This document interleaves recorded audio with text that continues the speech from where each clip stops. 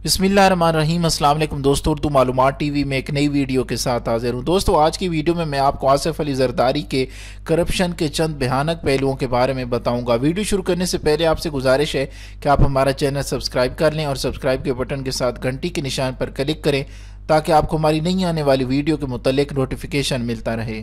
दोस्तों, supreme court ने 25 अरब रुपए की मनी लॉन्ड्रिंग केस की समाअत के लिए एक 6 रुकनी JIT बना दी है। ये 6 रुकनी JIT इस बात की तहकीक करेगी कि आसिफ अली जरदारी के साथ इस मुल्क की और कौन सी बड़ी शख्सियात शामिल हैं जो कि 25 अरब रुपए की मनी लॉन्ड्रिंग में मुलव्विस हैं और जिन्होंने पाकिस्तान से पैसा लूटकर दुनिया के दूसरे ममालिक में भेजा। दोस्तों, एक अहम बात और एक अहम इंकशाफ जो किया गया है वो ये है कि जरदारी ने बिलावल हाउस के इर्द गिर्द 46 मकानात वहाँ के रहने वालों से ज़ोर ज़बरदस्ती या तो हथिया लिए या फिर उन्हें औने पौने दामों पर बेचने पर मजबूर कर दिया।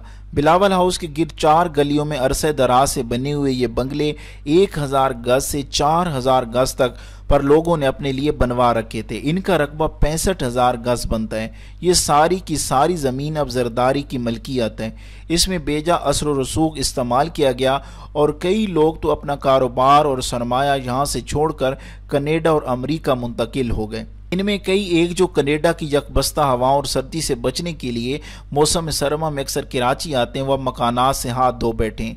अब कराची आते हैं तो या तो सिंध क्लब या दोस्तों के घरों में 2 से 3 महीने गुजार कर वापस कनाडा चले जाते हैं। कुछ ने तो तुर्की या करीब के ममालिक में जायदादें खरीद ली हैं। क्लिफ्टन के महंगे इलाके या ज़मीन लाखों 2 करोड़ या कोड़ियों के भाव भी खरीदी गई या ज़बरदस्ती छीन ली गई।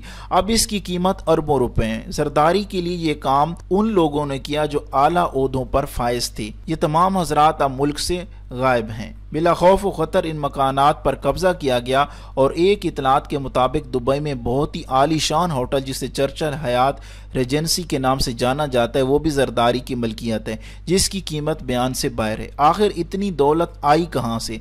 25 अरब रुपए की मनी लॉन्ड्रिंग की तो सिर्फ कहानी है, हकीकत में ये रकम 165 अरब से भी ज्यादा है। कुछ लोग तो इसका अंदाजा 200 अरब रुपए लगाते हैं। कई एक मुबसरीन का कहना है कि जब ये 46 कहानियां खुलेंगी, हकीकत सामने आएगी तो पानामा जैसे स्कैंडल जिसमें नवाज शरीफ को न सिर्फ वजारत उज़्मा छोड़ना पड़ी बल्कि कैदोबंद की सोबतों का भी सामना करना पड़ा, इससे कहीं बड़ा स्कैंडल है।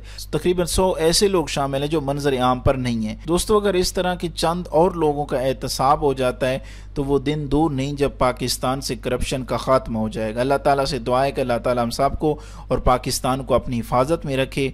वीडियो अच्छी लगी हो तो अपने दोस्तों के साथ फेसबुक और व्हाट्सएप पे ज़रूर शेयर करें। वीडियो देखने का बहुत बहुत शुक्रिया।